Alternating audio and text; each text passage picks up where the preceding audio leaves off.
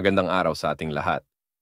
Sa mga viewers ngayon, humihiling po ako ng suporta bilang pag-like and share ng videong ito.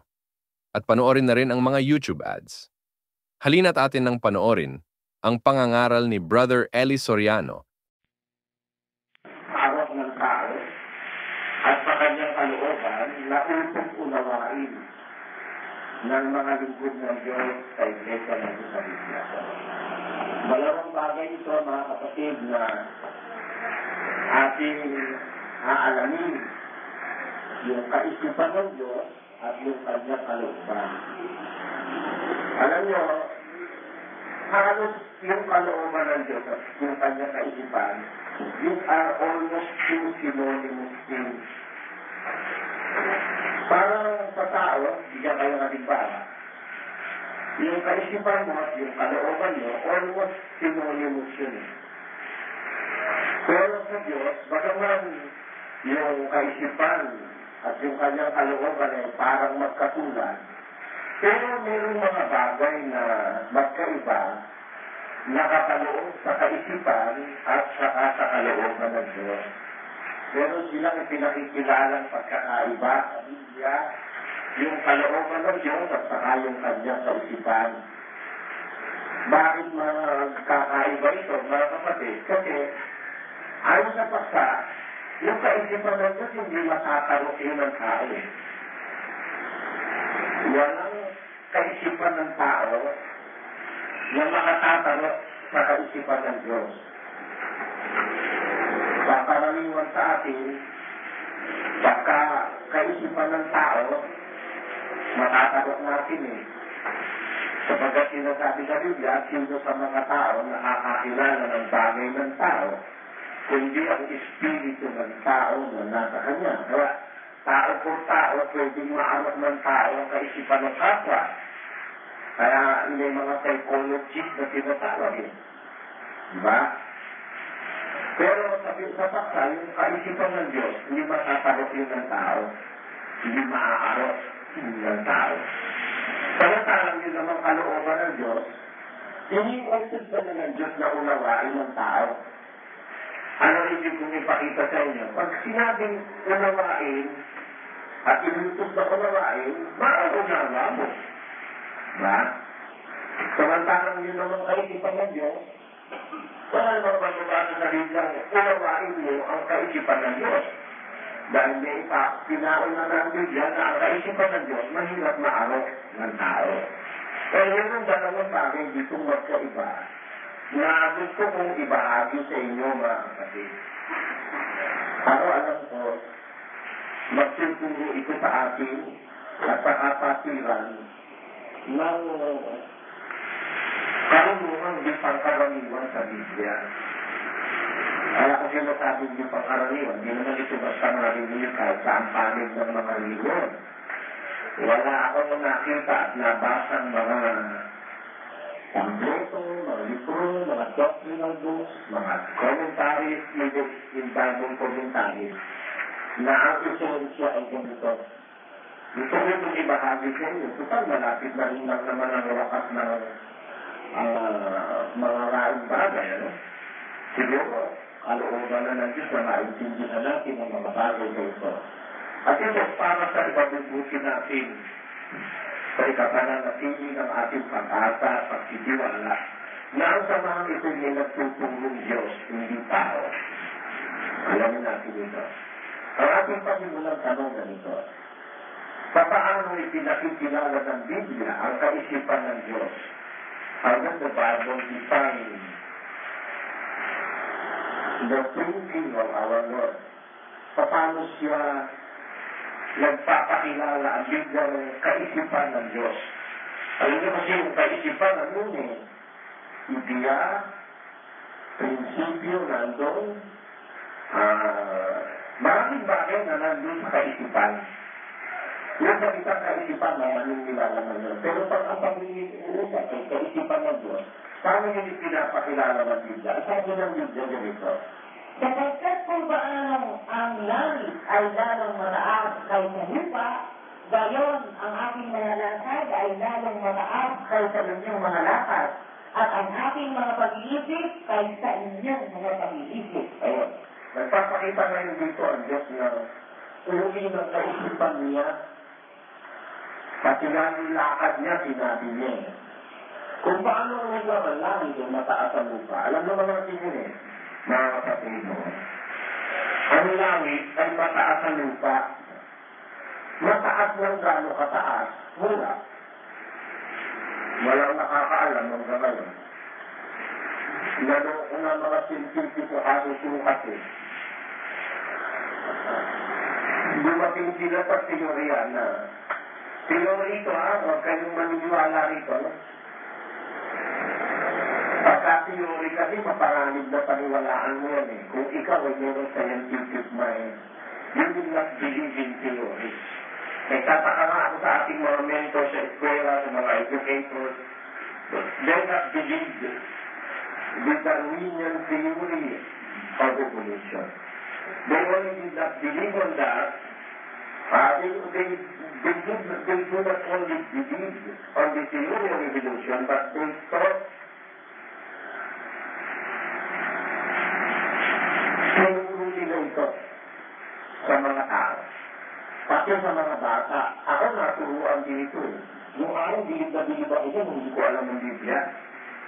Yung law of natural selection, tapos survival of the fittest and the elimination of the unfit. Yun sinubay pa ko yun during my studies in elementary and in high school. Hindi ako, kasi meron ako special delight in science. Siguro talagang gano'n ang ginawa ng Diyos ang isip ko. Pag-scientific, agad akong nakaka-attract. Noon, hindi siguro maniniwala. Noong araw, mahal kasi yung yung hiringgila, yung may karaya, mahal na yun. Hindi ka gaya rin, yung wala. 350, meron ka lang yung silinso. Yung araw, mahal yun. Glass yun. Tapos yung kanyang black day. Walang disposable ng black day. Pinakukuluan yun, mga doktor. Yung kanyang needle, hindi disposable yun. Ngayon, kaya ako nahilig ko nun sa siyensya, humuli ko ng palaka, sasaksakan ko. So ano, pinagsasaksak ko. Minsan na naawa ko sa palaka, biglang titinayan, nagbubula ang bibig ko sa sinaksak ko. Ganoon ako. Yung, ewan ako yung nabutan yung pa yung susungkat ko. Yung kami umagot sa susungkat ko. I-extinct na ngayon yun. Yung susung na malaki, kulay pula na may guhit siyang puti sa katawan. Makikita ko sa mga saging, sa mga ano. Kaya kung kumaka yun, magsitimpla ko ng asin. Yung asin tinimpla ko, mahal na mahal. Kung i-share ba, sa atak ko sa suso, ay, mahal ko ito, titiwari na yung suso. Magbibula na. Ganun ako kahilig sa mga bagay na ukong sa siyensya.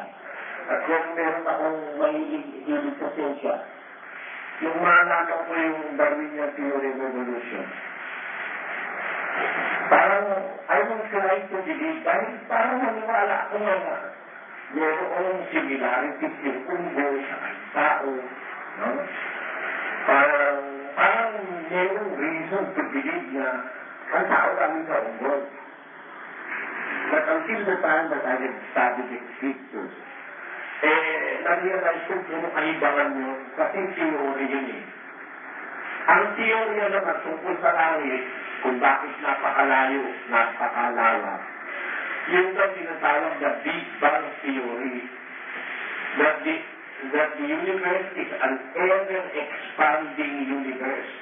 Parang isang pagsabog daw ito, tumabog ang isang atom, nag-create ng mga planet, mga stars, nag-condense, nabuo ang mga planet, ng mga stars, tapos na rin, masabog pa rin.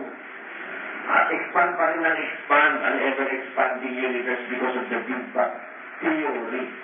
Anyway, theory yun Huwag kayo maniniwala rin mga kapatid. May karanasan ako dyan sa mga teorya na yan. Miski sa iba't ibang pinag-aaralan sa siyensya, ang narateorya, minsan misleading. Parang isang theory ay nagluluwat o nagtatagal, misleading niya. Halimbawa, yung theory na ang distilled water ay maganda iningin ng tao, theory yung na dumating yung mga distillers, Wilkins, etc. Pero napatunayan yun hindi maganda sa tao. Dead water yun eh. Walang mineral, basta plain H2O. Walang mineral na kailangan sa presence sa tubig na iniinom ng tao. Kaya compared sa distilled water, mas maganda uminom ng mineral water. Yan ang reality, hindi theory yun. Pero may mga naniniwala sa theory. Kaya naniniwala ako kung hindi tayo mag-aaral, hindi natin makikita yung talagang totoo sa realidad ng buhay. Ganon din naman itong sinasabi ng Biblia ng kapatid. Teorya lang naman nila yung ever-expanding universe para bang paluwang ng paluwang ng paluwang. Hindi lumuluwang ang universo. The universe is like that from the very beginning of creation. Ang sabi kasi ng Biblia, nagsilukat ng Diyos yan eh. Nag-ulat siya ng titing palukat dyan sa universo. Pirmi yan yung laki niya, hindi lumalaki yan. Meron niyang mga sukat. Kaya lang sinasabi ng tao na yan hindi masukat kasi nga hindi kaya ng kapasidad ng tao sukatin. Tandaan nyo, ang buwan sinukat nila mula sa mundo almost a quarter of a million miles away. Sinukat nila ang araw nila sa mundo. Ginagamit nila miles, no? Ngayon, pinalitan na yun. Nung nag-aaral ako, miles eh. Ngayon, hindi na eh. Meron na mga astronomical na sukat eh. Lately, ang pinaka-latest eh. Hindi light year eh. Yung light year, nung araw pa rin eh. Meron na yung mas bago eh. Kasi, billions of light years na kailangan mo para marating mo ang mga bituin eh. Kaya meron na ngayon hindi light year ang sukat. Pakitignan mo nga doon sa meron na yan ang tenyo. Ngayon, ibig ko lang pakita rito na kung ako sa Biblia, hindi totoo na walang sukat yung langit. Meron yan. Pero hindi lang maaarok ng tao. Hindi niya kapagitan kasi marukin eh. Wala siyang maipanunukat eh. At wala siyang instrumento para marating niya yung katapusan ng langit. Kaya naniniwala kayo sa Biblia, may dulo langit na kapatid. May dulo yan eh. Kaya, ang kanyang labasan ay mula sa wakas ng mga langit. At ang kanyang limit ay sa mga wakas niyon. At walang bagay na nakukupli sa pag-iinit niyon. 19:26. Ano? Merong mga wakas ng langit na sinasabi sa Biblia. Mga kapatid. Pero hindi lang natin masukat yung wakas. Although naniniwala tayo may measurement ang langit, hindi natin kaya marukin yung measurement. Ganon ang kaisipan ng Diyos. Kung paano ang langit ay mataas kaysa lupa, ganon ang aking lakad, mataas kaysa sa inyong mga lakad, at ang aking pag-iisip kaysa inyong mga pag-iisip. Ganyan po ipakilala ng Biblia ang kaisipan ng Diyos. Hindi tayo maarot. Mataas. Gaya ng langit sa lupa. Bakit gaya ng langit sa lupa? Kasi hindi nga maarot yung langit ang ganon kataas ang kaisipan ng Diyos. Compared sa maiisip ng tao. Ayan.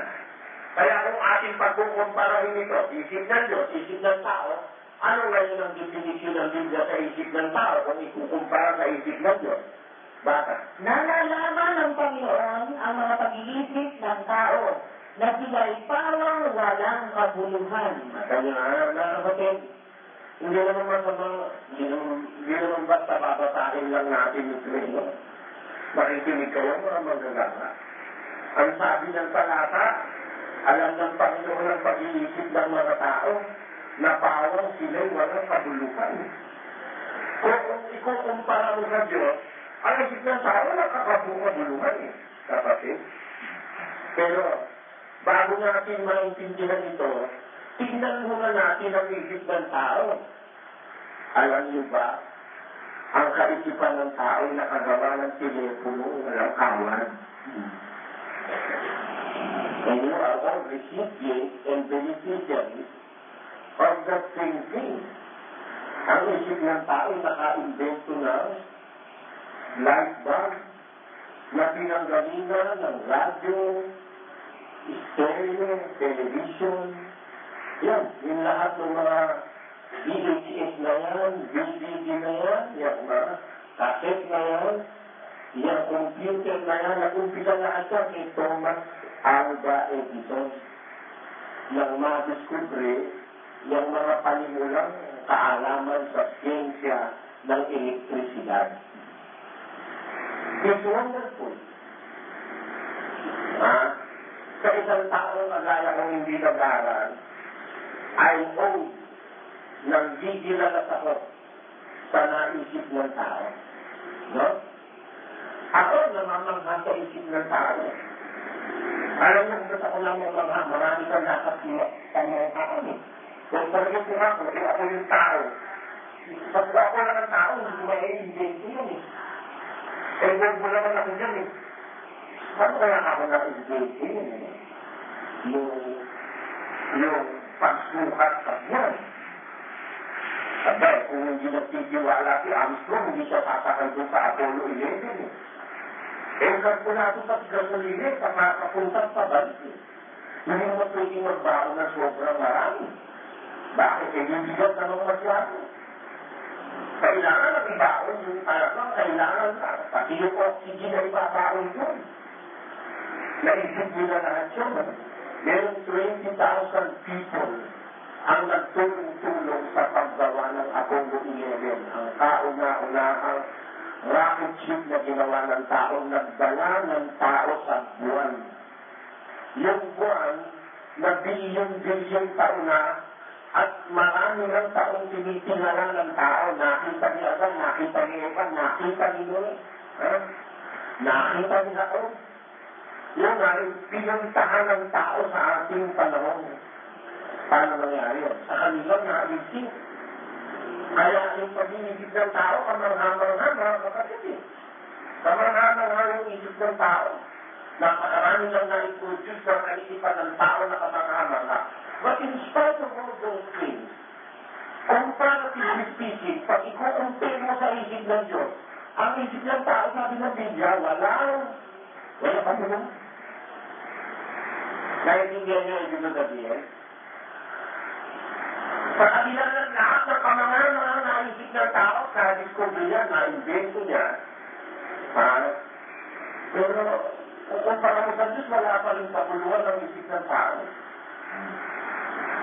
Meron ba tayong pruweba na wala nang kabuluhan ng isip ng tao kung ikukumpara sa kaisipan ng Diyos? Pakinggan niyo, kasi may mga tao hindi naniniwala sa Diyos eh. Ito na naman ang sa pruweba, sana sila eh. Alin ito? Comparatively speaking, walang kakwenta-kwenta isip ng tao kumpara sa Diyos. Pakinggan niyo. Namas bago nga ang lahat ng gawa ng Diyos na hindi matalagtas ng tao ang gawa na ginagawa sa ilalim ng araw. Sapagkat dati mainama ng tao na hanapin ay hindi rin masusubuan. Oo. Bukod dito, bagaman ito'y sinasantas na maalaman, hindi rin niya masusubuan. Nakita nyo?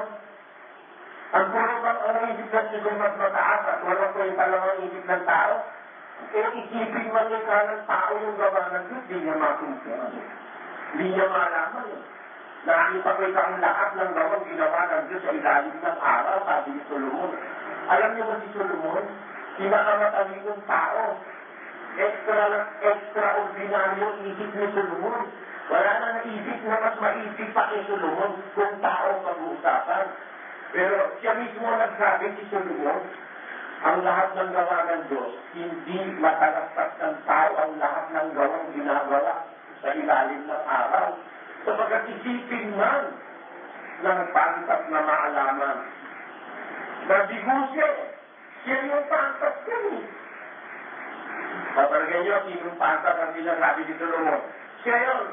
Alam naman niya, wala namang mas pantas pa sa kanya. Sinabi sa kanya ng Diyos yun eh. Nag-usap sila ng Diyos eh.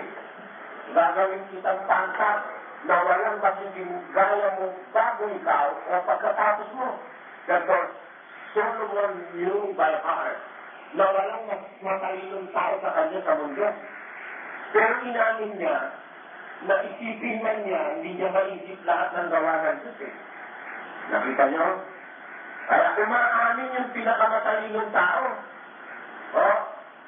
Na hindi kaya ng tao arutin at maabot ang kaisipan at grado ng pag-iisip ng Diyos. Katunayan, ayan, ang pruweba, yung material eh. Diba? Yung pruweba naman tayo, hindi na kaya ng tao eh. Ngayon ba, kaya ba ng tao na pahabain ng 100 taon ang buhay niya ngayon? Hindi. Kaya, wala mas pinakamatalinong siyentipiko sa kasaysayan ng buong mundo kundi ang siyentipiko natin ngayon. Ang totoo, may alam ang siyentipiko ngayon, hindi alam ni Solomon. Kung dahil mas matalino sila kay Solomon. Sa grado ng katalinuhan, mas matalino si Solomon. Pero sa kaalaman, mas maraming alam ngayon ang siyentipiko kaysa kay Solomon. Pero kita niyo, bigong pa rin sila ngayon. Anong bigo? Dami sa material. At hindi na makatuklas ngayon ng gamot na magpapabata sa tao. Totoo naman yun. Material, meron nakakabatang. Naniniwala ka na kapatid? Meron. Tingnan, may sakit na kapatid. Meron tayo may sakit. Hindi tumatanda. Yung tatayang sa'yo dito ng teatro, 35 anim na yun eh. Kilala niyo yun? Si Bill. 35 o sabi mo parang 12. Parang wala kabuang sa buhay. Meron namang bata, 12 anyos pa lang, kasing tanda na ng 60 anyos ang itsura. Ano tawag ba ito? Meron ba yun? Pulsilia. Ibig sabihin, there are things that causes a man to age, that causes the aging of a man. And there are causes that delay the aging process. That is a reality. Pero alam ba ngayon ng tao yun? Hindi na. Kung alam yun, hindi sana tagumpay na bilang ang taong nagtumanda. Bata pa ako doon, nahanap na lang tayo tinatawag na fountain of youth. Meron silang mga hinuhinuha na sa isang parte, tama, sa isang parte, dahil yung human growth hormones, natuklan na nila, pag ang tao tumatanda na, kumukunti na ang secretion ng human growth hormones. Kaya ngayon, nag-invento sila ng human growth hormones, sinasaksak sa mga gustong video bumata, mababa na kami yung bala, yung buhok mo na mumuti-iitim po at the price of 30,000 pesos per injection. Sabi nga ni Dr. Sintahan, pa-inject ka doon, sabi niya. Yun, paglipat ng epekto doon, lalong dadali ang pagtanda mo. Kaya, yung real fountain of youth, hindi matuklasan ng ano ngayon. Matatapos na nga ang mundo, hindi matuklasan yun. May ginawa kasi ang Diyos, talaga alam na maaalaman ng tao. Yun lang gamot sa sakit na marami dyan, hindi alam ng maraming mga doktor. Ganon, walang gamot ang hepatitis. Yun, di ba? Yung mga mabibigat na sakit, yung diabetes lang. Simple as it is. Simple as it may. Asa ng known cure for diabetes. Maraming nag-claim. Pero wala. Just the same thing. Those are temporary relief of the symptoms, but not the disease itself. Kasi, nag-prevail ang diabetes. Hanggang ngayon, ang life expectancy ng may diabetes is the longest is 25 years. Mula sa magka-diabetes ka, magbilang ka ng 25 taon, 20 kapag inabot ka ng 25 taon. No? Wala kasing curing. Yung mga degenerative diseases ng tao, wala kang gawin. Pagpapatunay lang, meron tayong hindi alam. Meron. Pero tanong ko sa inyo, may gamot ba talaga lang? Meron. Lahat ng sakit ng tao may gamot. Anong gamot? Ako ang Panginoon na nagpapagaling sa'yo. May gamot eh. Mapagagaling ka ng Diyos eh. Inyo si Ezekiel. Taka lang eh. Pinapalan lang. Gumaling. Okay. Hindi kasi alam ng tao yun eh. Kaya hindi niya magawa. Kung alam lang, makakapagpagaling. Kasi hindi gumagaling. Hindi niya alam ng tao yun. Nananatili ang sabi ni Solomon totoo. Isipin mang mainam ng pantas, di niya masusumpungan. Sinarahan ni Solomon yun. Yung di niya masusumpungan. Di ba kaya ito po kontra sa binabi ng Panginoong Jesus? No? Pumanap ka at ikaw ay makakasumpungan. Kapag itong hinahanap nila, ito di nila masumpungan. Sinaraduhan ni Solomon, hindi niya masusumpungan. Isipin mang mainam ng pantas, hindi niya rin masusumpungan. Kaya kung parating speaking, kung isip ng Diyos, ano, hindi natin kaya yun. Kaya yung mga hindi naniniwala sa Diyos, maghunos bili kayo. Dahil, kung walang Diyos, ang tao na ang pinakamataas na authority ng buhay, dapat alam mo yan. Sana hindi. Sabi ng tita, wala raw Diyos eh. Ang alam mo, sila ang authority eh. They speak for nature, but can nature speak for them? No, of course. Of course not. Can nature speak for the atheists? For those people who do not believe in God? Nature cannot speak for them. But they are trying to speak for nature. And they are not fit to do so. Bakit? There are things in nature which they themselves do not understand. May mga bagay ng naturalita hindi nila mismo alam. Parang hindi ka naniniwala sa Diyos, hindi ka naniniwala sa Diyos. At ang pinakamataas sa authority ikaw. Dapat alam mo ipaliwanag lahat yan. Diba? Dapat alam mo ipaliwanag lahat yan. Bakit nangyari na hindi nahuhulog ang mundo eh, nakabitin siya sa wala. Hindi nahuhulog. Bakit nahuhulog? Paano mo papaliwanag sa akin tayo nasa ikwento? Bilog ang mundo. Ito, bilog. Andito tayo naman na rito sa medyo itaas na konti na ikwento. Pero pag tingala natin, diretso tayo. Paliwanag mo nga sa akin yan. Kaya dapat ganyan ang itsura natin eh. Diba? Pero ba? Hindi naman tayo nakatahimik. Nakatayo na tayo. Ang langit na tayo saan. Eh pumunta ka naman sa party ng Amerika. Eh gano'n pa rin, nakataas ka pa rin. Pumunta ka sa South Pole. Gano'n pa rin, nakataas ka pa rin. Ano yan? Paliwanag mo nga sa akin yun. Matagal ko nang hinahanap yun sa libro, hindi ko makita eh. Siguro, dahil sa katanahan ko, wala akong pinag-aralang mataas, naghahanap ako ng prueba na ang tao na naiintindihan niya ipaliwanag lahat ng bagay-bagay. Pero may mga bagay-bagay, hindi niya kaya ipaliwanag eh. Kaya hindi ako naniniwala ang authority, tao eh. No? Merong authority, mas mataas sa tao, mas nakakaalam sa tao.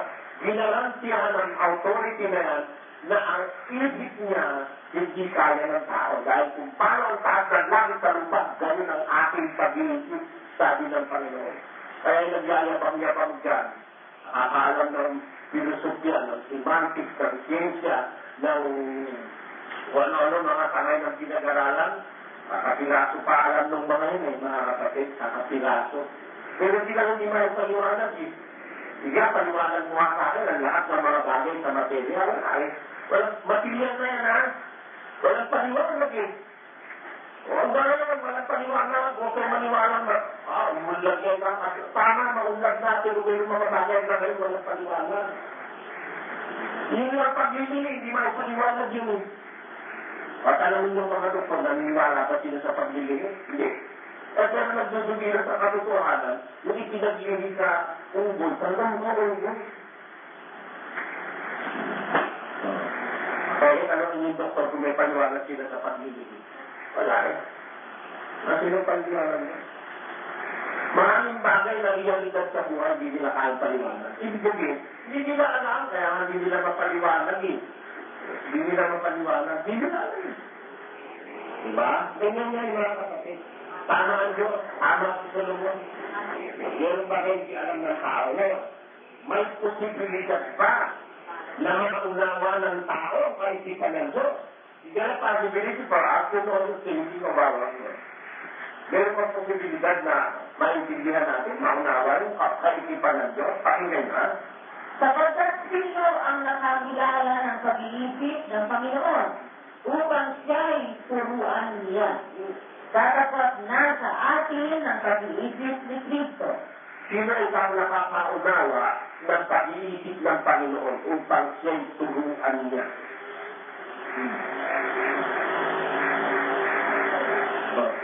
Kaya pag hindi na pa maunawa ng tao isip ng Diyos, kung itong sa rin ng Diyos. Pero ikaw maging mo, helpless ka. Yung isang pamilya, dilitis ka sa kanila. Yung parang narinig nyo na sa akin yan. Alam nyo ang tao, sa lahat ng nilalang, pinaka-helpless ang tao. Yung batang tao, iwan mo walang kasama ka kayo. Yung batang ostrich, hindi bata, itlog. Pag iniwan mo yung ostrich, pag-uwa yung ostrich eh. Yung pawikan, yung mga tortoise, yung mga tiger, yung mga pagong, mga pawikan. Iiwan na lang ng nanay niya ito, nabubuhay yung salmon. Pagka itlog, iiwan, nabubuhay ka naman eh. Ang bata, pagka anak, iwan mo, walang makaalaga, walang kahit sinong lilinga, mabubuhay. Hindi. Kaya split ang bata. Baka makakita ng ahas yun eh, daputik, susukin. Sa lahat ng nilalang ng Diyos, i-reflect ang tao pagbata. Ano yung ipakita? Kailangan ng bata ang pag-iingat ng magulang. Dapat yung maintindihan niya. Yun ang sinatabi-tabi ko doon sa mga kasama ko. Kaya mahalaga ang magulang sa bata. Ha? Dapat namang alagaan ang magulang ng bata. Dahil helpless ang bata. Kaya dapat yung maintindihan. Kaya bakit ko sinasabi ito, mga kapatid, kasi ang Diyos, sabi ng Biblia, yung kaisipan niya, may chance naman tayong mahinuha natin yun. Kung tutulong sa atin ng Diyos. Tulungan ka ng Diyos. Di ba nakakaalam ng pag-iisip ng Panginoon upang siya'y turuan niya? Ngunit nasa atin ang kaisipan ni Kristo. Kaya, may posibilidad naman maunawaan natin kung ano iniisip ng Diyos eh. Meron. Kaya lang, tutulong lang, exceptional cases yun, mga kapatid. At alam niyo ba nangyari, hindi po ng Diyos, inunawa niya yung isip eh. Alam niyo, naging conclusion yung David, parang ganyan. Kay dakila ng iyong mga gawa, o Panginoon, ang iyong mga pag-iisip ay totoong malalim. Nang mag-isip si David, iniisip niya yung isip ng Diyos. Inuunawaan siya. Kay dakila ng mga gawa mo, Diyos, ang iyong pag-iisip, totoong malalim. Totoong malalim. Ang lalim. Di maabot ni David eh. Totoong malalim. Pero inunawa ba ni David? Inilit mo na maunawa niya kaisipan ng Diyos. Pero, ang pag-iisip mo, totoong malalim. O paano natin malalaman gaano kalalim ang kaisipan ng Diyos? Sabi sa Biblia, eto, Sapagkat ang nakikilala tungkol sa Diyos ay hayag sa kanila. Sapagkat ito'y pinahayag ng Diyos sa kanila. Sapagkat ang mga bagay niyang hindi nakikita, buhat pa ng lalangin ng sanglibutan, ay nakikita ang maliwanag. Meron palang mga bagay ang Diyos na hindi nakikita. Pero, kung hindi niya nakikita, mga bagay ng Diyos na hindi nakikita, buhat ng lalangin ng sanglibutan, makikita mo ng liwanag sapagkat Pagkakanto sa pamagitan ng mga bagay na ginawa niya. Ngayon, matatanto mo kung gano'n nasa isip niya, ano yung mga bagay niya hindi nakikita, ano yung mga plano niya, matatanto mo eh. Sa pamamagitan ng mga bagay na ginawa niya, maging ang kanyang walang hanggang kapangyarihan at pagkadiyos. Pati yung kanyang walang hanggang kapangyarihan at pagkadiyos, matatanto mo yun. Meron siyang walang hanggang kapangyarihan, meron siyang walang hanggang pagkadiyos, meron siyang mga bagay na hindi nakikita, pero makikita mo maliwanag, paano? Mula ng lalangin ng sanlibutan, sa pagkakanto sa pamamagitan ng mga bagay na ginawa niya. Oo nga naman. Matatanto mo kung gano'n yung kanyang kapangyarihan at kaisipan at pagkadiyos. Ano? Eh, bago pa na-invento yung flashlight, may flashlight na ang Diyos eh. Yung alipaktak, yun ang bateryang hindi nabibigyan. Kaya wala pa ma-invent kung gano'n na baterya. Self-charging. Ako ba na kaya alipaktak? Nung bata ako, marami na hindi na. Ano ba ngayon? Ang alipaktak ba? Extinct na rin. Meron na kayo nakikita? Yung alipaktak?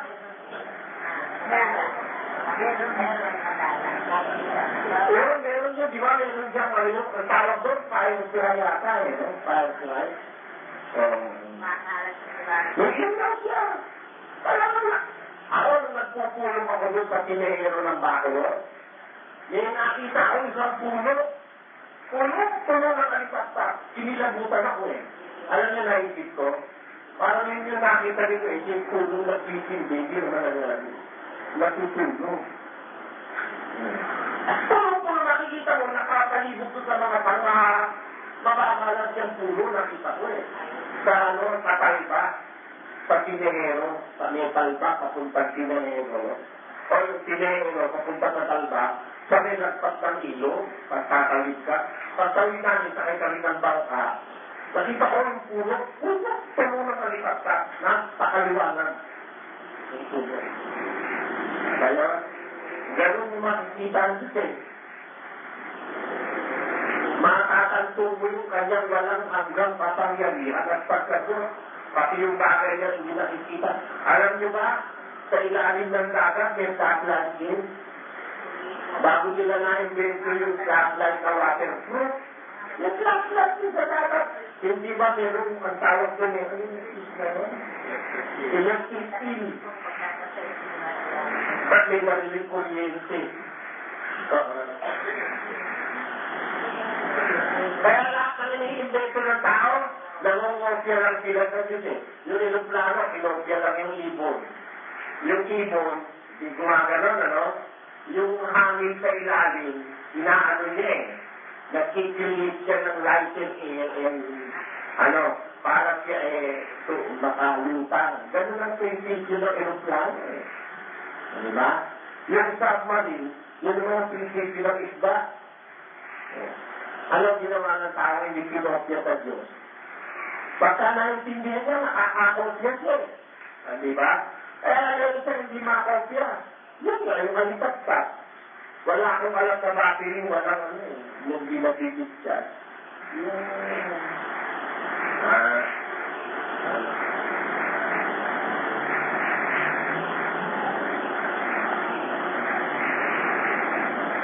Yun na kung mabuhay lang yan, ano?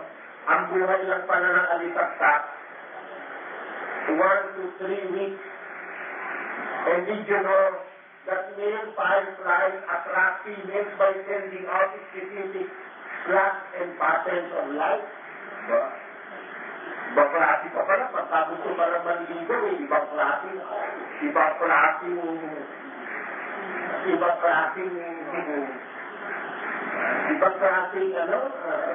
pinalabas niya liwanag pagka manliligaw siya. Merong species that generate both red and green light. Multicolored pa pala ito. No? Pwede mag-green, pwede mag-red. Fireflies produce a chemical called luciferin. Luciferin. Luciferin. That reacts with oxygen to create light. And final trivia. Fireflies are actually beetles, not flies. Beetles pala yun. Hindi yung kamag-anak ng big-big.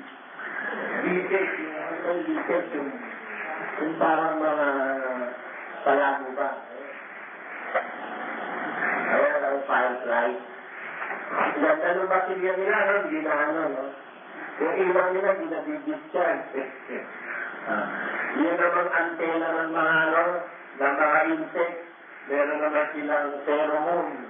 Nag-send ang message sa kapwa insect. Yan, nagawa na rin ng tao yan, eh, no? Pero sila meron. Millions of years ago. Alam na nilang gawin yan. Tayo, ngayon pa lang natin natutuklatan. At hindi pa natutuklatan lahat ng tao, mga kapatid. Kaya, makikita mo, mahihinunga mo yung kadakilaan ng Diyos, yung kanyang walang kapangyarihan, yung kanyang walang hanggang pagkadyos, pati yung mga bagay na hindi niya nakikita, pati yung kanyang kaisipan, nakikita mo yun. Paano makita? Sa bagay na kanyang ginawa. Ako nga hanggang ngayon, pinag-iisipan ko talaga, mga kapatid. Bakit napakalaki ng universe? Ang laki. At ang isa pang iniisip ko, yung sinabi ni Pablo, ang mga bagay na nakikita, may katapusan. May katapusan. Hindi ko pa nakikita sa gudlong sa Biblia. May katapusan nakikita, nakita na ngayon yung mga malalayong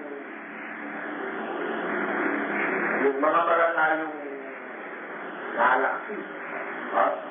Nakita na ng telescope. So, lahat kayo may katapusan. At tanong ko sa isip ko, kung pagkalawak-lawak doon, matatapos ka lang. Yung una, ang alam ko, kaya maraming dito kasi, palatandaan sa langit, sa nanlalakbay sa dagat. Diba? Hindi mo kasi pwede magtayo ng kilometer po sa dagat. Kaya ginalangit ng manlalakbay, mga tama ba, mga kapatid? Sabi nyo, hindi na tumitin ko, sabi na direksyon ko, tama ba? Ang navigation, ang kanilang marching, ang kanilang kilometer po, di ba kabituin, pag tingala nila sa taas, yung hindi pa na-invento yung compass. Well, pero nung lately, nag-iisip ako, paano yung mga bituin hindi makikita? Hindi mo nakikita, lalayo na. Yung natuklatan ngayon ng habol ni Space Telescope, ang lalayo na nun. Mga clusters of galaxies. Billions of light years away. Ba't kaya ako ginawa ng Diyos yun? Hindi ko talaga maisip. Walang sagot sa Biblia pa. Kaya yung mga bituin, nakakita ko ng sagot Tanda ng mga panahon, palatandaan sa langit. mga bituin. Ito yung mga galaxy na lalayo na wala namang buhay doon. Ha? Inilagay lang naman ng Diyos ang buhay sa mundo. Kailangan ng tao. Ano kaya meron pa ng mga yun? Hindi ko pa maisip ang sagot doon. Tama rin. Gaya ng aking kaisipan, mataas kaysa sa inyong kaisipan. Mataas ang langit. Dahil ang langit sa lupa. Talagang hindi natin maiisip yun. Alam mo, ninireserva ko na lang yun sa pagkukukom. Ang pagbalik ni Kristo, siguro magtatawa ako ng katatanong. O baka hindi ko na itanong, baka sabihin na niya isa-isa yun. Hindi ko kasi talaga makita sa Biblia ang alagan. Bakit meron? Matatapos din eh. Sabi ng Biblia, lahat ng nakikita may katapusan eh. Yayanigin pangalan Diyos yan, makakatalang mga kapangyarihan sa langit. Sabi. Ang mga bagay sa langit, mapupuglan sa matinding init. At ang lupa at ang gawang nasa lupa ay pawang masusunog. Yan. Bakit? Ginawa pa yung mga yun kung masusunog lang, lalo na sa lupa. Wala akong sagot doon, mga kapatid. Ako naman ang nagtanong. Hindi naman kaya-ayang wala akong sagot sa tanong ko. Ang kaya-aya, ayong nagtanong, wala akong sagot. Ako naman nagtanong, hindi na nakakahiya yung aminin, hindi ko alam ang sagot. Bakit ginawa ko sa sagot? Baka, kasi alam mo, isa ang sagot ko dati eh. Ang dati sagot ko, lahat ng bagay ginawa ng Diyos dahil sa tao eh. Tama?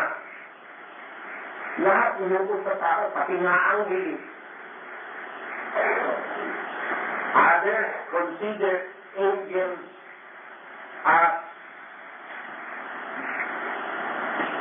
the highest of creation. But yan na, ipagpatawad sa akin ng mga anghel. Huwag naman kayo magagalit sa akin.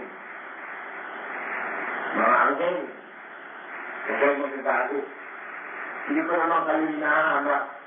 Sabi lang ng aking Diyos at inyong Diyos, ang mga anghel, ginagawa niyang aming mga anghel.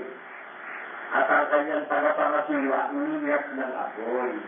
Hindi pa silang lahat ay mga espiritong tagapaglingkod na sinugong upang maglingkod sa kapakinabangan ng magmamana na kaligtasan?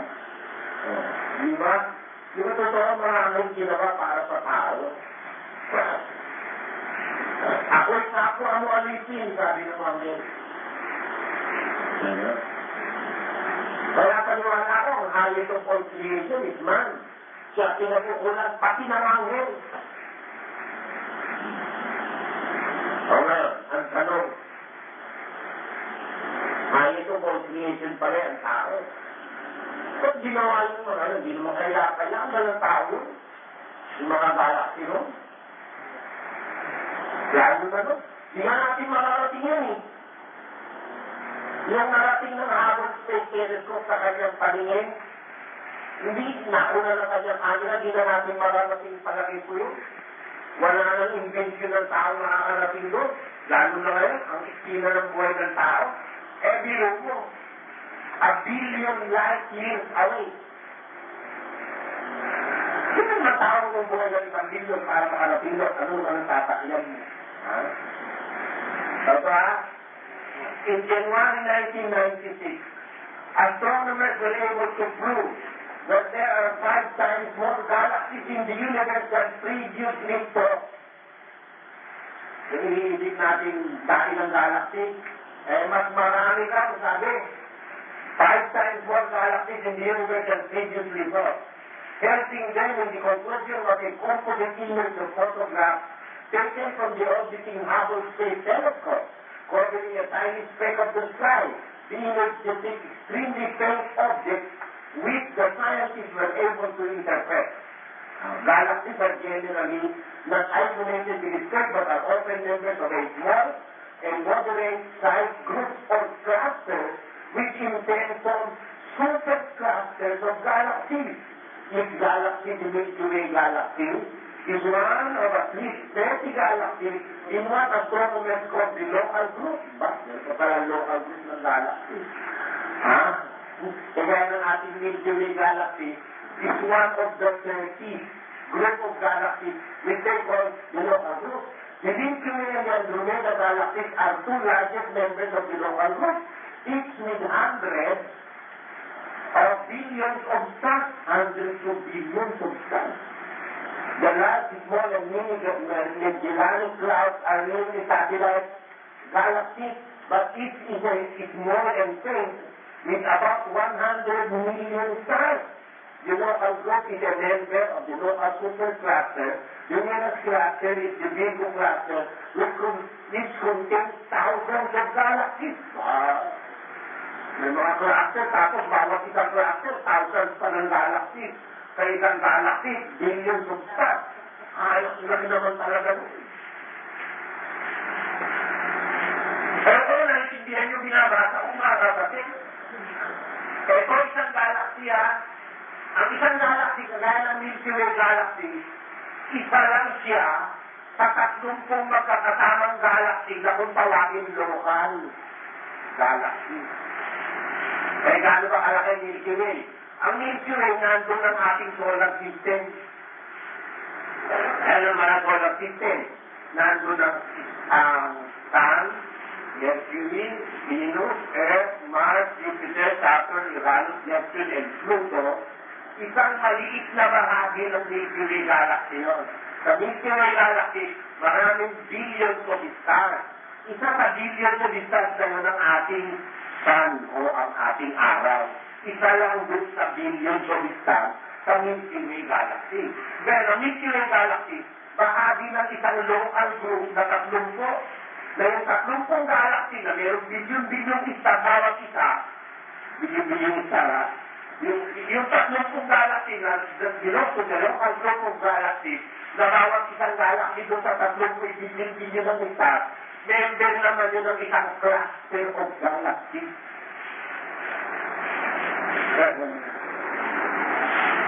Dako, man, dako. Ha? Meron pang step. Ito pa, ay, wag na nga. Masyado lalawak na masyado. Hindi ko na nga ma-imagine kung gano'ng kalaki yan. Meron mga Virgo galaxy cluster kung ang sabi pala nun. Noong araw, ang tingin ng mga scientific doon, mga scientific doon, mga clouds. Pag tingin na natin sa telescope, parang clouds and gases. Kasi yung kanilang mga telescope, mga maliliit, nung maka-invento ng malaking telescope, dinala sa space. Then nakalagpas na sa atmosphere of Earth, wala nang mga clouds na makakatakip. Saka yung atmosphere natin, nakakatakip pa rin yan Yung concentration ng oxygen and the ozone, nakakatakip. Hindi naman doon yung telescope, nakakita ng walang kagabal ngayon. So yung palang nakikita nila nung araw, kala nila ulap, di pala ulap yun. Mga grupo ng katakot-takot at billion galaxy. Ano yun? Hindi ko nga maisip yun Kaya pag dumadating na raw niisip ko, tatanggalin ko na yung isip ko. Manonood na ako ng TV. Kasi parang sasabog na Hindi ko na makakaya Sasabog na galaxy pa lang yung iniisip mo. Hindi mo alam niyo ba mga kapatid? Tayo lang naman tumitingin pa kasi tayo dun sa labas bumalik ka lang sa katawan mo, may mga galaxy na rin dito Alam niyo ba ang atom ng ating katawan kapatakot din ang dami? Bawat isang atom may isang galaxy na yun. Yung parang alalaki na yun, pag hinimay mo, magugulat ka. Pero hindi pala yun ang nakakagulat. Pag ito pa lang katawan mo, hinimay mo, mas lalo kang magugulat. Bakit? Mas malaki ito kaysa sa alam mo. Bawat isang cell, yung atom, sa atom, may nakapasok sa ulirong. Pag in-enlarge mo, sa atom may proton, may neurons, may electrons, may kung ano-ano yung nasa loob mo. Bawat isa ron, buksan mo na naman uli, at doon ka na makakakita ng DNA. Nandun na yung ating mga DNA factors doon. Ngayon, napapakialaman na ng tao. Tayo nakagawa na sila ng milon at saka ng pakwan, pudrasyo. Kasi nga naman yung milon, manilapit stop. Dahil nabugulong-gulong. Buwan sila pudrasyo. Kaya parang mga balbik na katanda. Pudrasyong pakwan. Napakialaman na nila yung DNA ng mga halaman. Kaya yung genetically modified organism ngayon, doon ngayon nagko-concentrate ang tao. Pumunta siya sa pinakamaliit at habang nililiit yung maliit na yung tinutuglas mo, meron pa palang mas maliit na maliit na maliit pa ron. Para anong araw ng taong pinakamaliit na particles ng matter ay atom. Meron pa palang mas maliit sa atom. Yung nasa loob mismo ng atom. Isa mo na yan. Saka pupunta na yan. Maunawa mo ba kayang buo kapatid? Ako nalulula na ako eh. Minsan tinitigilan ko na lang ang pag-iisip. Pagbabata, ayoko na. Sabi ko, tama na yung alam ko, Panginoon. Mas masarap na lang, Biblia na lang ating pag-usapan. Kasi kung pag-uusapan natin lahat yan, ano? Malulugaw ang ako dyan, na-experience dito lumon yan eh. Sabi dito lumon eh. Isipin mo may inom ng patas. Di niya lang siguro masabing maluloko ako. Dahil nung iisipin mo na yun, natatakot ng dami. Pero makakayat dyan. Pag nag-iisip ka, gaya ni David, nabulalat niya, pagkadakila ng iyong mga gawa Diyos, ang pag-iisip mo, totoong malalim. Totoong malalim. Ang lalim. Ngayon, ang kaisipan ng Diyos napakalawak, napakalalim. Ang kalooban naman ng Diyos di naman napakalalim. Hindi naman napakalalim. Compared to his thinking, yung kanyang will o kalooban, hindi pagkalalim-lalim. Ang tanong natin, ano ang magkaibang bagay na nasa kaisipan ng Diyos na di maarok ng tao at sa kanyang kalooban na iniutos unawain? Ano ang magkaibang bagay? Hinggan na, sabi ng Biblia ganito, Kaya huwag kayong maging mga mangmang kung iunawain ninyo kung ano ang kalooban ng Panginoon. yung kalooban, ipinapaunawain. Pag sinabi ko unawain ninyo, mauunawa ba mga kapatid mo? Kaya inutos na unawain, nauunawa mo kalooban ng Diyos. Bawa, gusto mong mag-asawa. Unawain mo kalooban ng Diyos. Tutuloy po ba ako, Panginoon? Ito po bang babae nito o lalaki nito ang pakikipamahan ko sa habang buhay ko? Tatanggapin ko ba ang lahat ng kanyang infirmities, ang kapintasan niya? Kaya ko ba siyang pagtigitan habang buhay? Unawain mo kalooban ng Diyos. Hindi mo kaya mo na, humingi ka ng tanda, kagaya ni Gideon. Parang yung alila ni Abraham, nung mag-aasawa na yung kanyang anak mo sa isa. Tamahang alawan ng Panginoon. Nagtisik siya ngayon. Ang ulay ng babae, lumitaw dito na tinang ko ng inumin at painumin ako, yun ang magiging asawa ng aking Panginoon. Ano? Naintindihan niyo ang punto ko, mga kasama. Yung kalooban ng Diyos, pwedeng maunawa eh. May posibilidad. Yung kanyang kaisipan, masyadong matayog eh. Matakit. Mahirap arusin. Pero kalooban, mauunawa. At katunayan mauunawa, sabi sa isa, Efeso pa rin, Hindi ang paglilingkod sa paningin na gaya ng pagbibigay lubos sa mga tao, kundi bagkus gaya ng mga alipin ni Kristo na ginagawa mula sa puso ang kalooban ng Diyos. Kaya nga pala mauunawa ay pinapagawa eh. Ang alipin ni Kristo ginagawa mula sa puso ang kalooban ng Diyos. Kaya mga kapatid, ang kalooban ng Diyos, all the possibility na maunawaan mo, andyan. Kasi pag naunawa, pinapagawa ng Diyos eh. At ang alipin ni Kristo, kung gumawa ng kalooban ng Diyos mula sa puso.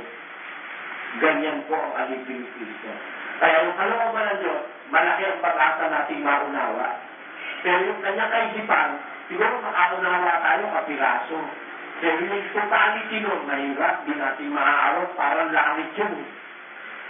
Pero yung langit, nasukat na natin yung langit na unang langit. Nasukat na ng mga manuan, scientifico, yung atmosphere of the earth, nasukat na yan, kaya alam na nga nila kung gaano kalayo ang buwan. Pero lagpas nung unang langit, ay walang nakakasukat ang ngayon. Ano panulukat mo nun? Kaya itong kalooban ng Diyos, may possibility natin maalaman dahil uunawain mo, tapos gagawin mo. Yan ang batas ng Biblia. Ngayon, yung kaisipan ng Diyos, ano nandun na iba sa kalooban ng Diyos? Magkaiba yan eh. May bagay na naiiba sa kalooban ng Diyos at saka sa kaisipan ng Diyos. Sa kaisipan ng Diyos, ano ang isang bagay na nakapaloob na iba doon sa kanyang kalooban? Pakinggan nyo, ha? Kung hinahamak mo ang mga kayamanan ng kanyang kabutihan at pagtitiis at pagpapangitunod, na hindi mo nalalaman na ang kabutihan ng Diyos ay siyang umaakay sa iyo sa pagsisisi. Tatanungin ko kayo mga kapatid, ang Diyos ba nagpakahinugo? Nagtitiis ba siya? Mabuti ba siyang Diyos? Hinahamak mo ba ikaw yung kayamanan ng kanyang kabutihan? Yung kanyang pagpapahinugo? Yung kanyang pagtitiis? Hindi mo ba nalalaman ang kanyang kabutihan ang umaakay sa iyo sa pagsisisi? Bakit sinasabi ito ni San Pablo, mga kapatid? Merong taga-Roma, lingkod ng Diyos sa Iglesia, miyembro sa Iglesia ng Roma. Parang nawawala ng pag-asa. Ha? Parang gusto niya lang huminto. Parang gusto niya lang mawala ng kalooban. Ang sabi ni Pablo, hinahamak mo ba ang kabutihan ng Diyos? Hinahamak mo ba ang kanyang pagtitiis? Ang kanyang pagpapalimutan? Di mo ba alam na ang kanyang kabutihan ang umaakay sa iyo sa pagtitiis? Kaya, ang kaisipan ng Diyos napakalalim eh. Bakit?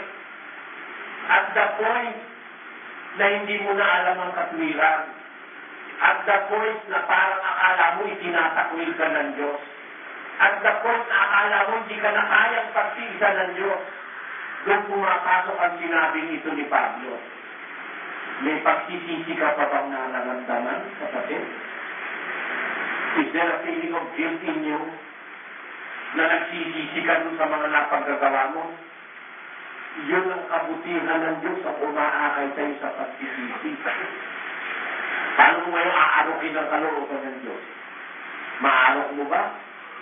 Nararamdaman ito ng unang Kristiyano eh. Kinakatulan sila ng kanilang sarili, ng kanilang puso eh. Sabi ni San Juan, kung hinahatulan tayo ng ating puso, ang Diyos ay lalong dakila kaysa ating puso sapagkat nalalaman niya ang lahat ng mga bagay. Ano? Ano ibig sabihin ni San Juan dito? May mga kapatid, kasama na siya, sometimes hinahatulan mo na yung puso mo eh. Sometimes, para ka nang ayaw mo nang magpatuloy, kapatid. Sometimes, parang sinasamad ka na, parang wala ka ng pag-asa na ikaw ay magiging dapat pa sa Diyos. Sa dami ng iyong mga nagawang mga mali sa buhay, parang akala mo, itinakwil ka na ng Diyos. Pero samantalang nakakaramdam ka pa ng pagsisisi, dapat mong maintindihan, ang Diyos mas dakila sa iyong puso. Sapagat alam niya ang lahat ng bagay na nasa iyong puso. Doon mo hindi kayang maarukin ka kaisipan ng Diyos eh. Malay mo. Kaya nakakita ko ng mga report, dapat po ikiwalang na to. Ito po, pinuntahan na namin. Eh, baka ang pumunta na may ABC Lutong Gati. Ngayon kasi hindi abot ang tao eh, mga kapatid. Hindi abot ang tao eh.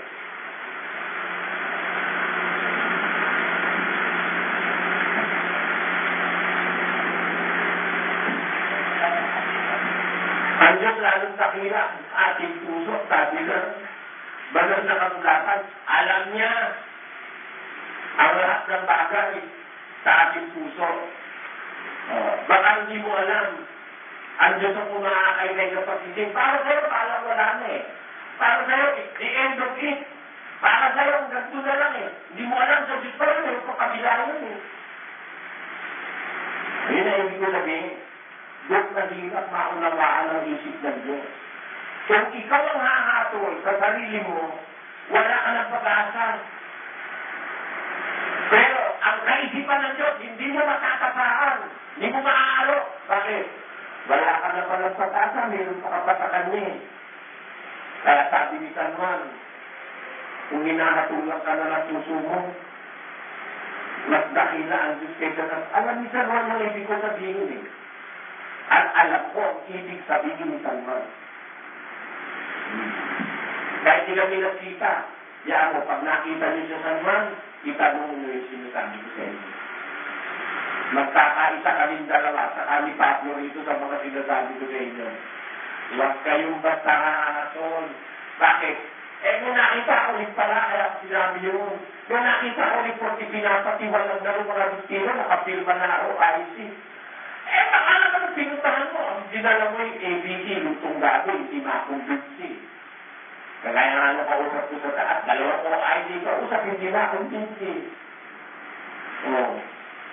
Eh, bakit ako lang nakumbinsi ko? Ibig ba na rin mas matalino ko sa OIC? No. Hindi. Walang matalino. Pagdating sa pangumbinsi ng tao, maaari, sinamahan lang ako ng Diyos ng higit sa pagsama sa kanila. Ganun lang ang ibig sabihin ng mga kapatid. Para makumbinsi ko, hindi nila nakumbinsi. Hindi mo kasi naaaraw na kaisipan ng Diyos eh. Kung minsan para sa'yo, wala na sa kanya, meron pa eh. Ganun nga kalawak ang kaisipan niya eh. Diba? Ang katunayan, pakinggan niyo sa 9:18, mga kapatid. Kaya nga, sa kanyang ibig siya'y naaawa. At sa kanyang ibig siya'y nagpapatigas. Sasabihin mo nga sa akin, bakit humahanap pa siya ng kamalian? Sapagkat sino ang sumasalansan sa kanyang kalooban? Teka muna. Sa kanyang ibig, naaawa siya. Ha?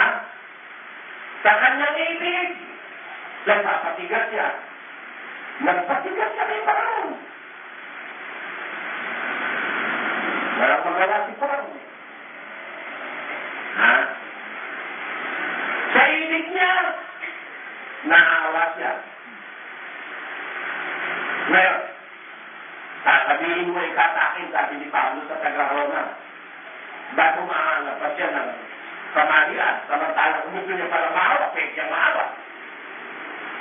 Kasi pareho kayo ni Jonas. Tama? Nakalimutan lang si Pablo isay si Jonas eh. Makikip kayo. Sabi niya Jonas sa 4:2. Yan na nga pa sinasabi ko sa'yo eh.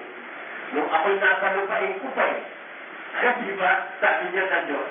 Sabi ko naman, ikaw ay Diyos na banayad sa pagkagalit. Puspos ng kahabatan at nagsisisi ka sa kasamaan. Ay, dapat nagmagaling tumakas sa pagkagsabi sa inuutusan mo ko. Ito ang patatawagin mo rin naman sa mga tao na yun. Yun ang yung dalawang oras eh. Ay, nagalit siya. Ba't ka nagagalit? Ha?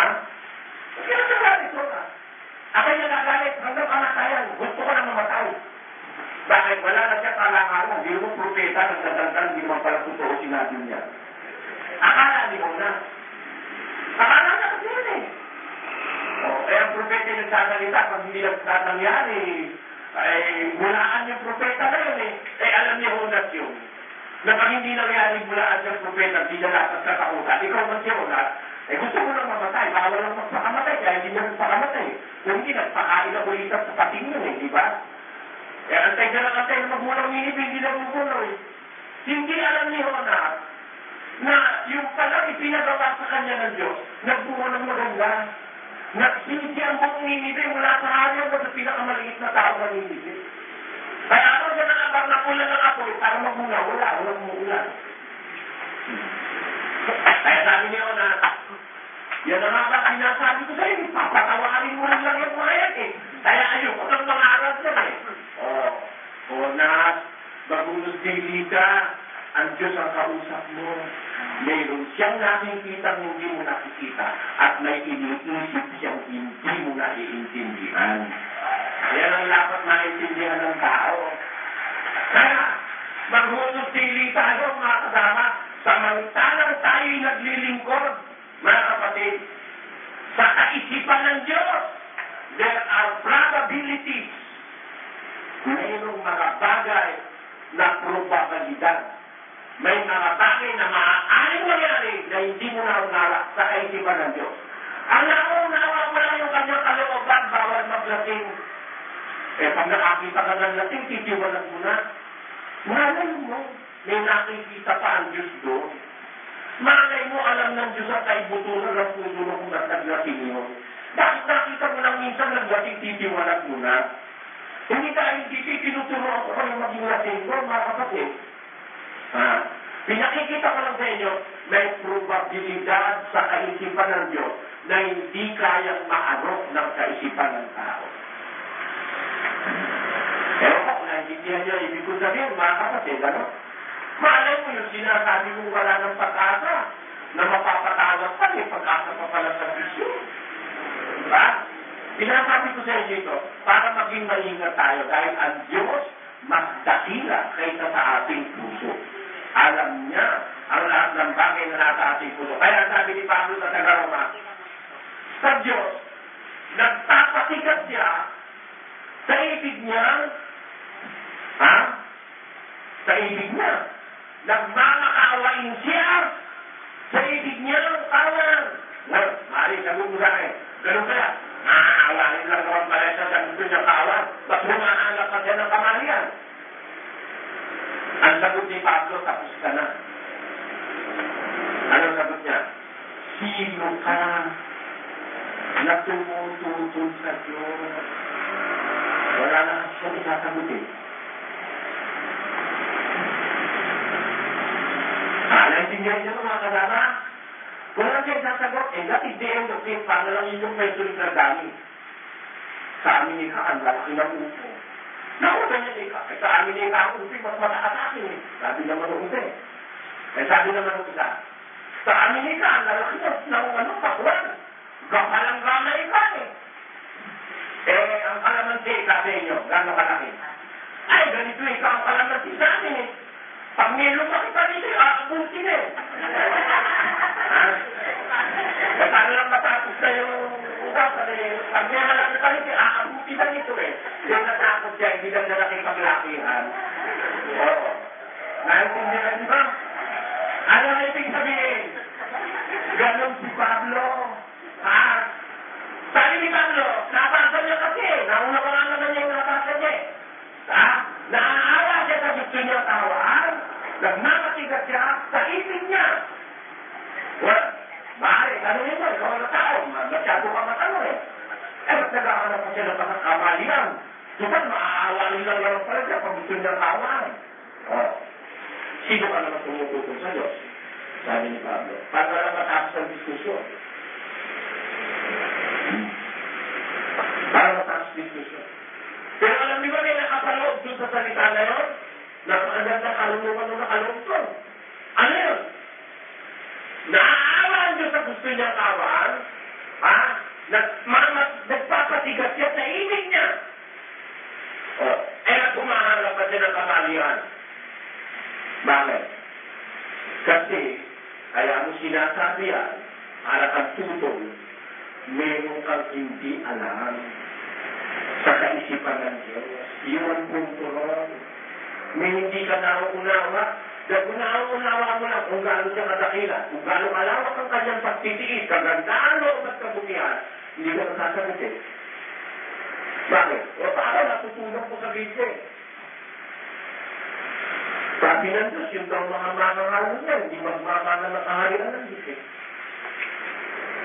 Tama? Tama? Yung mapakayat, hindi magmamana ng kaharian ng Diyos eh. Tama? O. Kaya kung meron siyang tanggapin papakiapin, paano pakialam mo? Ito ka? O. Ngayon mo kung ano nakita ng Diyos. Hindi niya hinanapan ang kamalian ng tao eh. Hindi niya hinanapan. Pero teka sa iba, naghanap siya ng kamalian. Iba naman ang kalagayan yan eh. Ba't siya naghanap ng kamalian dito? Ba't dito hindi siya naghanap ng kamalian? Alam ng Diyos yun.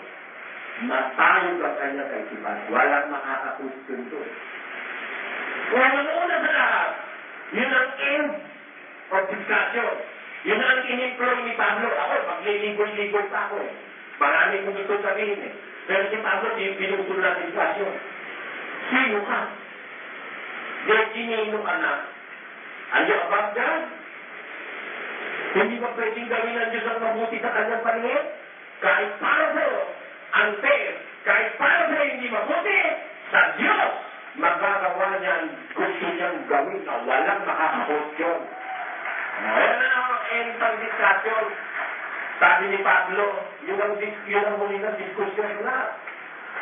Ang dapat maintindihan ang Diyos, may reservasyon ng isip ng Diyos, di mo kaya lahat. Ha? Mayaman siya sa kagandaan loob. Banayad siya sa pagkagalit, nagsisisi siya sa kasamaan. Katangian niya yun eh, kaya pwede siyang mahawa sa gusto niyang tawaan. Walang makakakwestiyon doon. Karapatan yun ng Diyos. Kung ikaw lang eh. Uy! Kapusalanan yan! Uy, masinsahan lang! Sa gustong nangyari, ano kaya mo akin ko? Nangyayari mo sa inyo yun o hindi?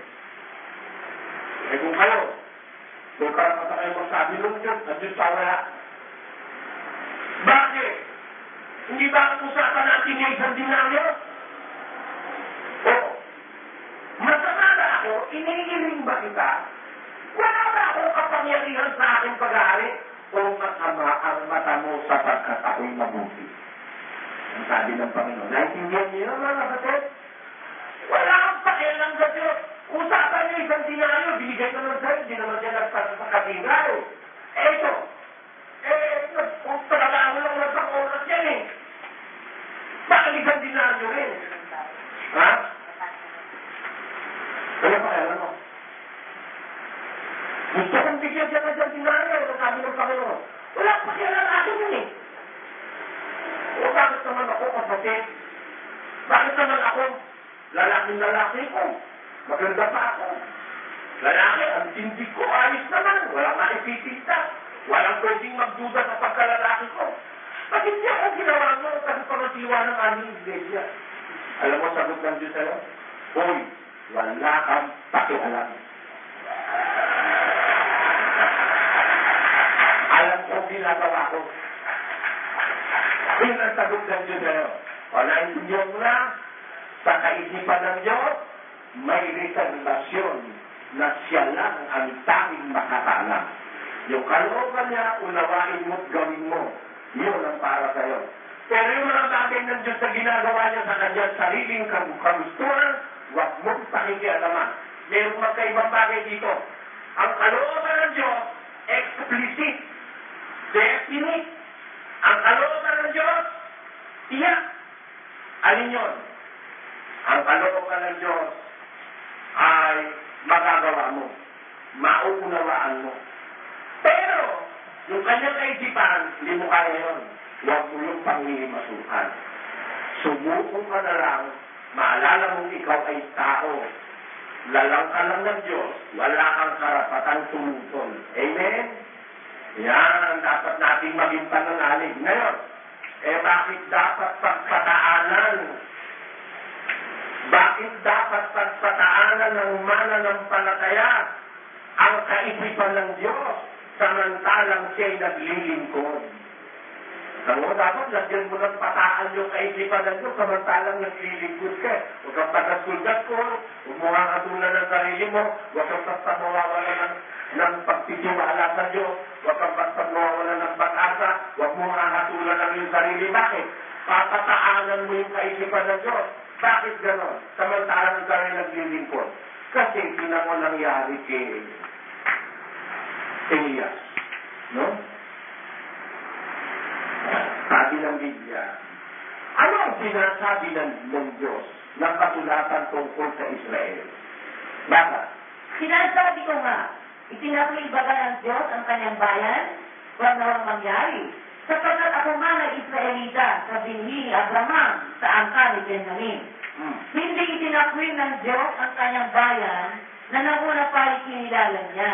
O hindi ba ninyo nalalaman ang sinasabi ng kasulatan tungkol kay Elias? Kung paano namamagitan siya sa Diyos laban sa Israel? Sinabi, Panginoon, pinatay nila ang iyong mga propeta, ginibang nila ang iyong mga dampana, at ako'y naiwang nag-iisa at hinahanap nila ang aking buhay. Datapwat, anong sinasabi ng kasagutan ng Diyos sa kanya?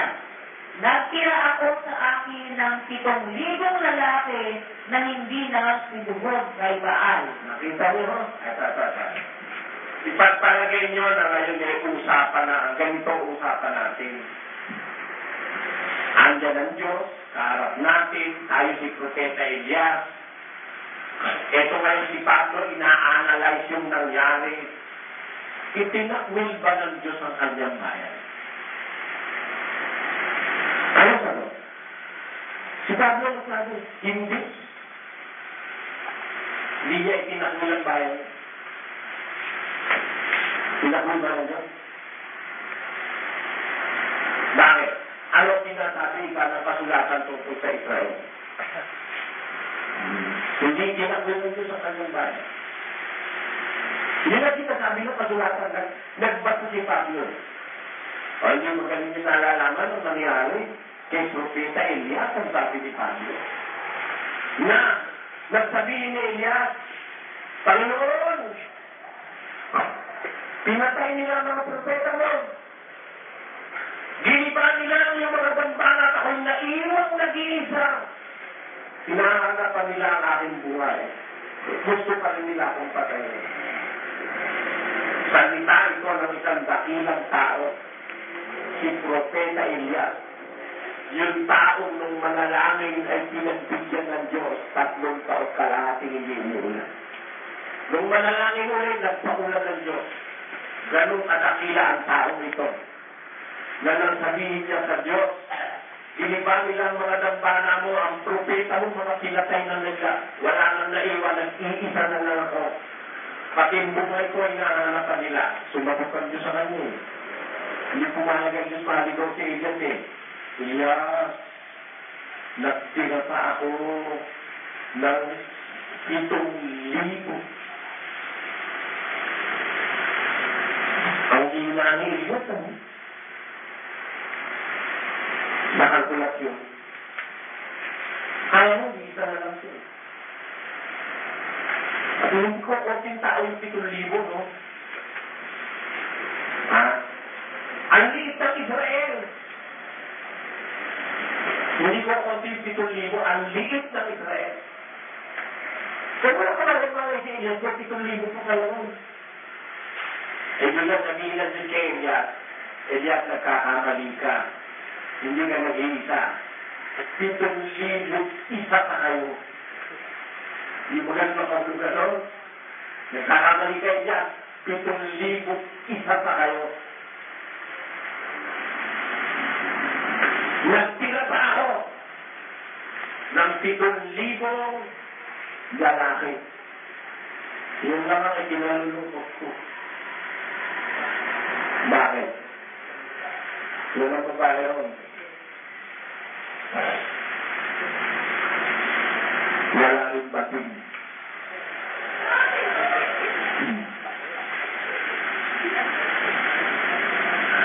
tira ako ng 7,000 lalaki na hindi lumukod kay Baal. Lalaki ito. Bakit lalaki? Buong bansa lumuluhod na kay Baal. Masama na silang lahat. Pero itinanatiling sa Diyos lamang lumuluhod at hindi kay Baal. Bakit lalaki? Hindi influensyado ng kasamaan kapaligid. Matatag sa pananampalataya. Hindi kayang basta-bastang igiba.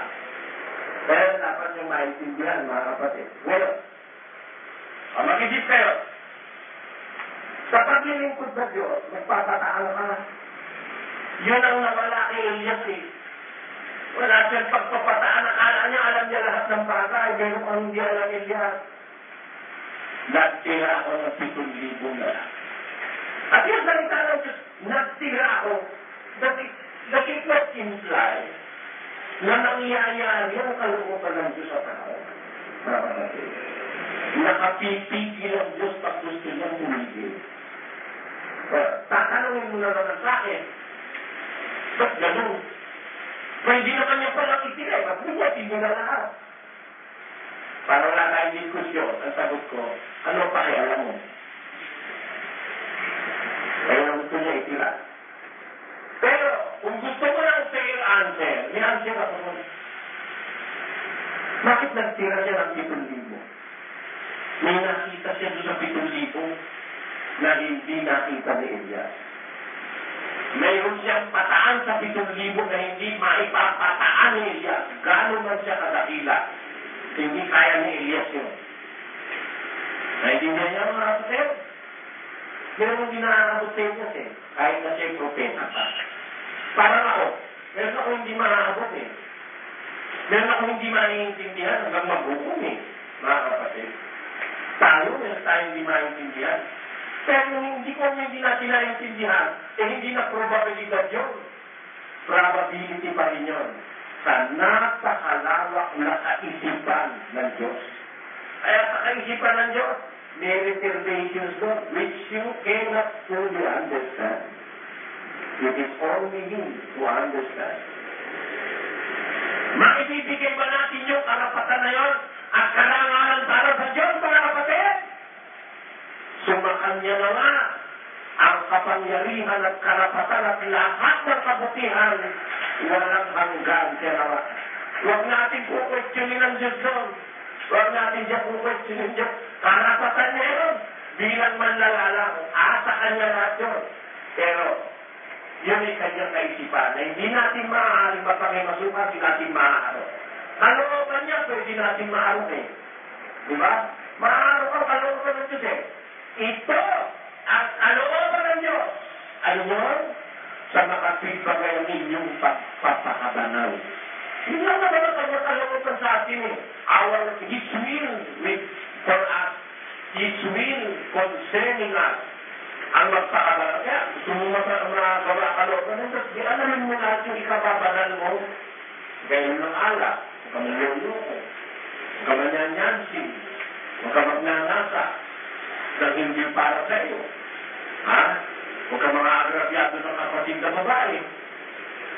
Baka nga pag harap siya pa na yan, bait-bait mo. Pagtaling mo din, babae pala yung sinasyansinan mo na, tinatakot mo pa.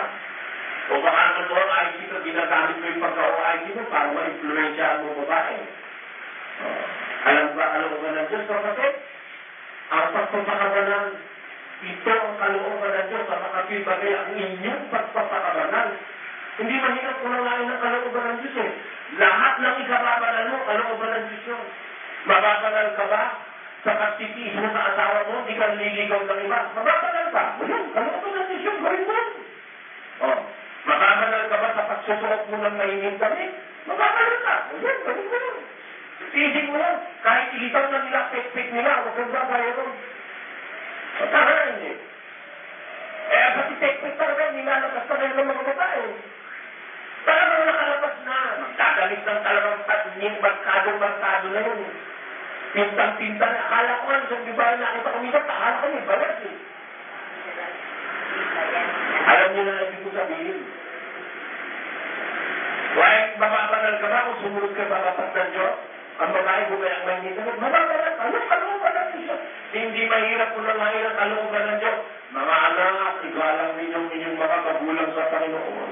Mga asawang lalaki, mahalin ninyo inyong asawa gaya ng inyong sariling katawan. Mga babae, pasakop kayo sa inyong asawa. Mga tinutulungan, pasakop kayo sa namiminulong sa inyo ng Panginoon. Mahalin niyo sila, lubos sa pag-ibig. Oo. Maraming mga sinasabi ang batas ng Diyos, ang kalooban ng Diyos. Magagawa na maiintindihan mo yun eh. They are very plain, they are simple. Pag maghahain ka sa damana, meron kang laban sa kapatid, iwan mo muna, makipagtatundo ka, bumalik ka. Simple yun eh. Meron bang hiwagan na kapaloob ba? May hiwaga po ba yun? Oo. Naalala mo, may laban kayo kapatid mo, puntaan mo siya, makipagkawit ka sa may hiwaga ba yun? Ang kalooban ng Diyos, magagawa mong matuwid, magagawa mong maalwan. Yung unawain mo lang, yun ang iyong ikababanal, yun ang pagpapakabanal mo. Ngayon, yung kanyang kaisipan, di natin kaya yun, mga kapatid. Di natin kaya, may reservasyon yun. Meron kang hindi naaabot doon. Pag pinakialaman mo yun, magkakamali ka. Mapararatangan mo ang Diyos ng hindi tama. Para wag kang nakapagparatang ng hindi tama sa Diyos, lagi mo isaisip. Siya ang pinakamataas na otoridad. Magagawa niya lahat ng bagay na walang dapat nakialam. Bakit? Meron siyang reservasyon. Meron siyang kaisipang hindi kayang maarok ng tao. Naintindihan niyo mga kapatid? Kaya, yung kanyang kaisipan, huwag natin papakialaman yun. Yung kalooban niya, unawain natin. Pero yung kaisipan niya, bahala siyang gumawa. Ano man ang kanyang gawin, lagi na lang tayong manalig mga kapatid, na ang Diyos ay tapat. Siya ay mabuti.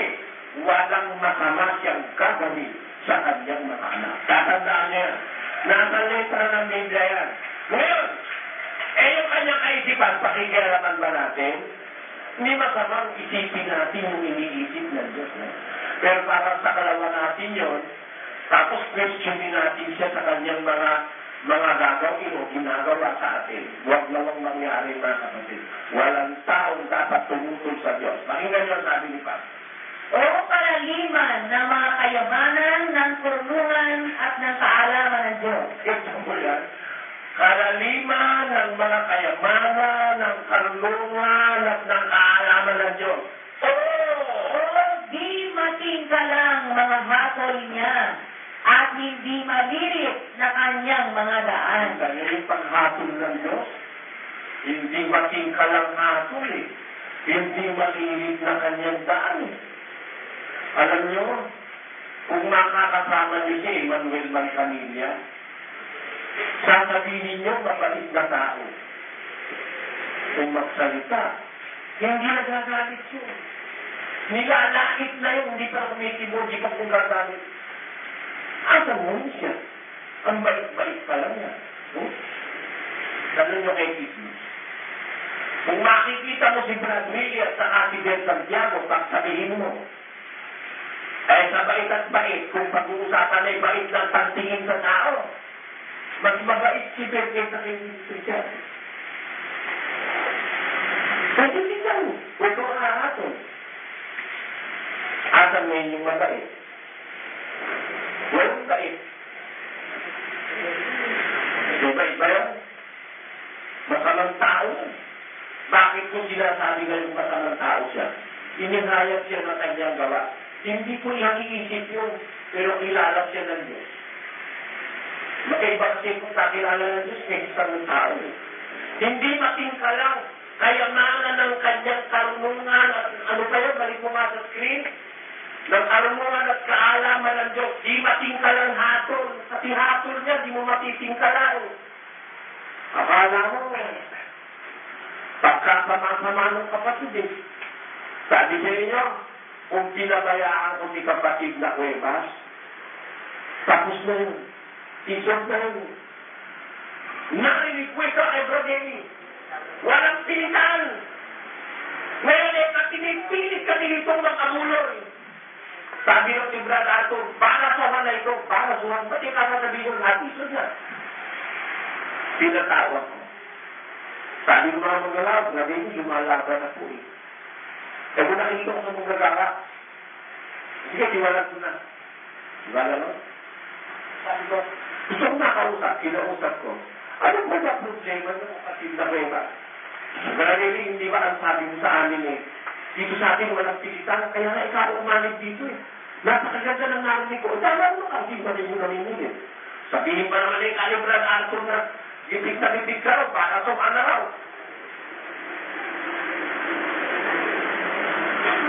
Hindi pa ako. Tignan nyo ako yung mga yan. Wala akong sinasabi ganyan. Masama yan. Bakit ba ako sumin ng kapatid? Kung kakaramdam siya, kakampi ko siya. Kaya ako nagiging kaya mga ikaso eh. Ganito ako, nagkakaganito ako. Ang gusto ko lang ikay matupad yung narinig ko. Talaga naman yan, kapatid. Pagkano mong gagawa, uli na sa iyo, sumbong niyo sa akin. Eh, okay ka? Nasagot? Nakalal siya ngayon na officer. Nakita niya ngayon ng tumutulong na siya ngayon. Tumutulong, makikita ko nun, may daladalang tulong yun. Pero mahalal ng officer. Eh, hipit na naman ulit tayo. Mga kapatid, kailangan pasilita, tumulong tayo lahat dito. Saan yung po tayo eh, hipit na hipit. Naintindihan eh. Makakatulan mo ba siya nung una niyang sinasabi? Bata pa siya nun. Eh, gano'n. Kung pwede lang, manungiling na din siya. Yung itinatitito siya, yun ang ginagawa niya ngayon.